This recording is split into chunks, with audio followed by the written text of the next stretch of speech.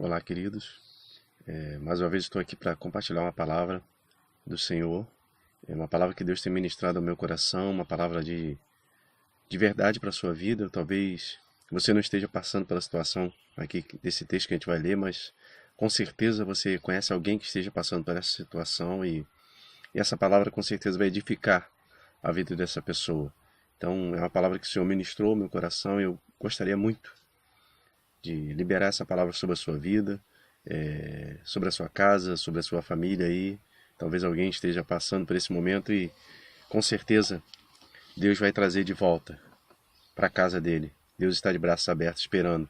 E esse é o texto que a gente vai ler. Fala sobre o filho pródigo. E a gente vai ler Lucas 15, do versículo 11 ao versículo 24. Uma palavra assim muito conhecida, mas com certeza Deus tem algo novo para a sua vida. Então que você possa abrir o teu coração. Abrir o coração aí para receber daquilo que Deus vai falar, porque a palavra é dele e a honra e a glória sempre é dele. A gente é simplesmente um canal daquilo que o Senhor quer fazer. Amém? Diz assim a palavra do Senhor: e disse: um certo homem tinha 2 filhos, e o mais moço deles disse ao pai: Pai, dá-me a parte da fazenda que me pertence. E ele repartiu por eles a fazenda. E poucos dias depois, o filho mais novo, ajuntando tudo, partiu para uma terra longínqua, e ali desperdiçou a sua fazenda, vivendo dissolutamente. E havendo ele gastado tudo, houve naquela terra uma grande fome, e começou a padecer necessidade. E foi, e chegou-se a um dos cidadãos daquela terra, e o qual o mandou para os seus campos a apacentar porcos. E desejava encher o seu estômago com as bolotas que os porcos comiam, e ninguém lhe dava nada. E caindo em si disse: quantos trabalhadores de meu pai têm abundância de pão, e eu aqui pereço fome. Levantar-me-ei e irei ter com meu pai, e dir-lhe-ei: Pai, pequei contra o céu e perante ti, já não sou digno de ser chamado teu filho, faze-me como um dos teus trabalhadores. E levantando-se foi para o seu pai, e quando ainda estava longe, viu o seu pai, se moveu de íntima compaixão, e correndo, lançou-se-lhe ao pescoço e o beijou. E o filho lhe disse: Pai, pequei contra o céu e perante ti, já não sou digno de ser chamado teu filho. Mas o pai disse aos seus servos: trazei depressa a melhor roupa e vestilho, e ponde-lhe um anel na mão e sandália nos pés, e trazei o bezerro cevado, e matai-o, e comamos e alegremo-nos, porque este meu filho estava morto e reviveu, tinha se perdido e foi achado. E começaram a alegrar-se. Como eu falei, essa palavra é uma palavra muito conhecida, muito. A parábola do filho pródigo, onde Jesus fala que o pai tem 2 filhos e um dos filhos pede, né, a sua herança, e o pai reparte, né, a herança e dá ao seu filho, pega a parte dele e dá a ele. E essa palavra traz algo assim muito interessante. E eu queria compartilhar 3 coisas aqui com você. 3 coisas que o Senhor ministrou ao meu coração. A primeira delas: distante de Deus desperdiçamos tudo. Ou seja, a vida sem Deus, a vida longe da casa do Pai, é um desperdício. A vida longe da presença de Deus é um desperdício. E olha o que ele vem falando aqui no versículo 14, né? 13 e 14. E poucos dias depois, o filho mais novo, ajuntando tudo, partiu para uma terra longínqua e ali desperdiçou a sua fazenda, vivendo dissolutamente. E havendo ele gastado tudo, houve naquela terra uma grande fome e começou a padecer necessidades. Ou seja, longe do Pai, a gente vive uma vida dissoluta e a gente começa a padecer necessidades. E é o que acontece ali com aquele filho. Ele sai da casa do seu pai, que aqui o pai é representado a Deus, né? Sai da casa do pai e vai viver, vai gastar, né? Tudo aquilo que ele tinha, vai viver a sua vida com seus amigos, aparentemente amigos, na verdade não. Só estavam ali com ele porque ele tinha dinheiro, e ele sai, ele gasta tudo e chega ao ponto de ele gastar tudo. E agora? Os amigos se vão, tudo se vai, e ele começa a padecer necessidades, ele não tem o que comer. E olha o que diz no versículo 17: e caindo em si, disse: quantos trabalhadores de meu pai têm abundância de pão, e eu aqui pereço fome. Ele estava passando necessidades. Ele estava com fome. No versículo 16 você vai ver ele ali procurando encher o seu estômago com comida de porcos.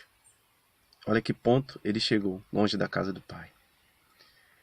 E você vendo, né, esse texto, você vai ver que porcos eram animais imundos para os judeus. Então ele se rebaixou, sendo ali talvez aqui dessa história um judeu, ele está vivendo no meio da imundície. Ele sai da casa do pai para viver no meio da imundície.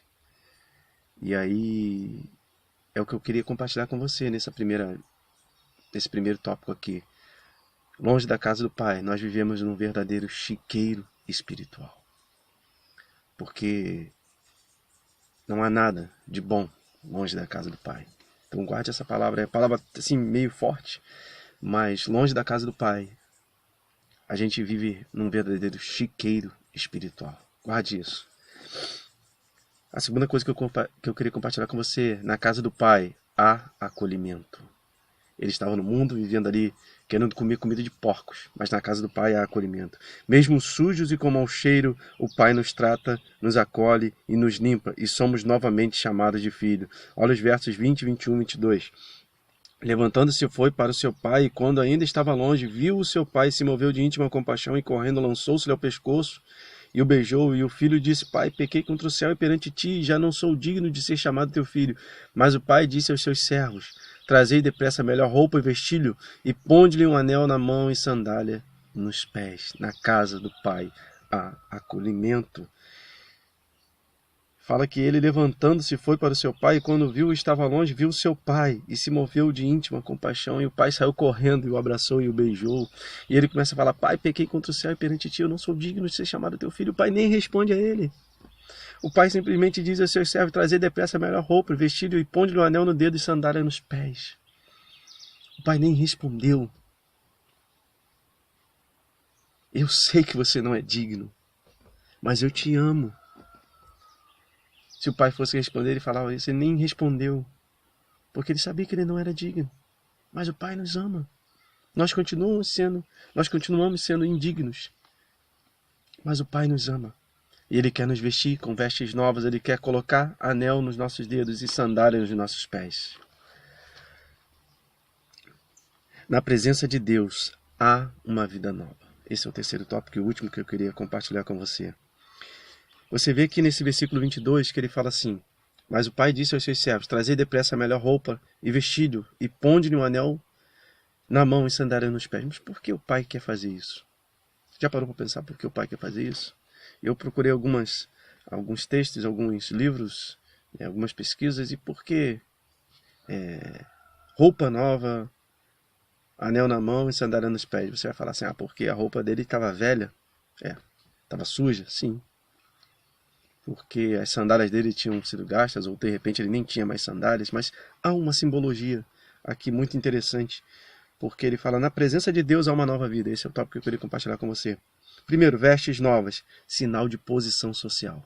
Ele era o filho. Então ele não estava mais à margem, não estava mais largado, ele agora estava de volta na casa do pai. Segundo, anel indicava autoridade. O pai estava dando novamente autoridade a ele, dizendo: Você é o meu filho. Você está de volta à minha casa. Então o pai, anel no dedo, é sinal de autoridade, autoridade que Deus te dá como filho. Sandália nos pés, sinal de liberdade e luxo. Naquela época só os escravos andavam descalços. Então aqui a simologia, Deus está falando assim: você é o meu filho, posição social, vestes. Anel indicava autoridade. Como filho, você tinha autoridade sobre todos os bens do seu pai. Sandália nos pés, não era escravo. Só os escravos andavam descalços. Então Deus está falando: você não é escravo do pecado, você é o meu filho, eu te dou autoridade. E a partir de agora você está calçando vestes novas, porque você voltou para a casa do Pai. E aqui você tem autoridade, aqui eu coloco sobre você a minha autoridade, vestes novas, anel no dedo, sandália nos pés, você é o meu filho. E ele fala: trazei o bezerro cevado e matai, versículo 23, e comamos e alegremos, versículo 24, porque este meu filho estava morto e eu tinha se perdido e foi achado, e começaram a alegrar-se. Carne demonstra que aquela ocasião era especial. Quando alguém fazia uma festa e que matava um bezerro, alguma coisa, que ele estava dizendo: aquela ocasião era especial. Era uma ocasião muito especial. E ele fala assim: porque este meu filho estava morto e reviveu, tinha se perdido e foi achado, e começaram a alegrar-se. Sabe o que diz aqui nesse versículo? Agora falando aqui com as minhas palavras. Sabe o que Deus está exemplificando aqui nesse texto? Eu creio que você já ouviu várias vezes sobre isso. Todos nós, de alguma forma, somos pródigos. Ah, mas eu sempre estive na igreja e tal. Mas vai ter um momento que mesmo você nascendo na igreja, você vai ter que tomar uma decisão de ficar na casa do pai ou não. Mesmo tendo nascido na igreja. A decisão é sua. Não é porque seu pai é crente que você é um crentinho. Então você tem que entender isso. A gente tem que entender essa palavra. Mas algo que traz muito a minha atenção é que Deus, Ele se importa com a gente. Por várias vezes nós vivemos vidas que a gente perde tudo, a gente gasta tudo, Deus coloca sobre nós talentos, Deus coloca sobre nós bênçãos, Deus coloca tantas e tantas coisas sobre nós. E nós às vezes somos como o filho pródigo. Gastamos tudo. Mas o mais interessante é que o Senhor continua nos amando. E é o que Ele demonstra aqui nesse texto. Ele continua te amando. Ah, mas eu me desviei, eu traí minha esposa, eu fiz tantas coisas erradas. Ele pagou aqui pelas consequências, ele viveu ali até mesmo buscando comer a comida dos porcos, mas quando nos voltamos para a casa do Pai, o Pai continua nos amando. E é o que eu queria compartilhar com você. O Pai continua te amando. Eu não sei como tem sido a sua vida, eu não sei o que você está passando, mas uma coisa eu sei, o Pai continua te amando. Volte para a casa do Pai. O Pai continua te amando. Você não precisa viver num chiqueiro espiritual. Você não precisa viver longe da casa do Pai. Deus tem o melhor para a sua vida. Deus tem o melhor para o teu coração. Sabe, eu faço esses vídeos aqui, eu até compartilhei com um amigo, um pastor lá de Brasília, e ele até brincou comigo, né? Que eu sou muito sério e tal. E eu falei pra ele assim, é porque eu gosto de falar as coisas com simplicidade do jeito que eu sou assim, sério. Meio fechado e tal. Mas Deus tem me dado amigos da forma que eu sou.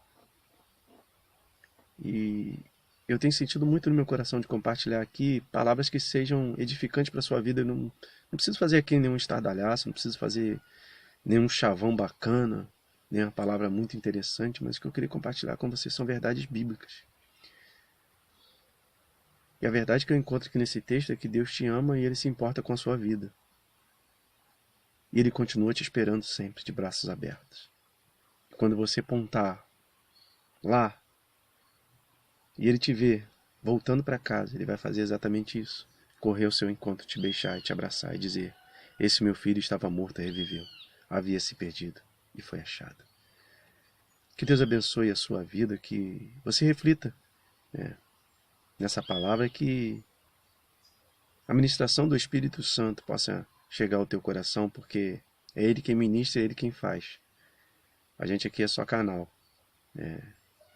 Então, que a presença do Espírito Santo possa tocar o teu coração e a tua vida, e você entenda que o amor de Deus continua sendo o mesmo por você. Que Deus te abençoe, que Deus guarde a sua casa e a sua família, que você seja avivado pela presença do Senhor. Deus te ama. Amém. Deus te abençoe.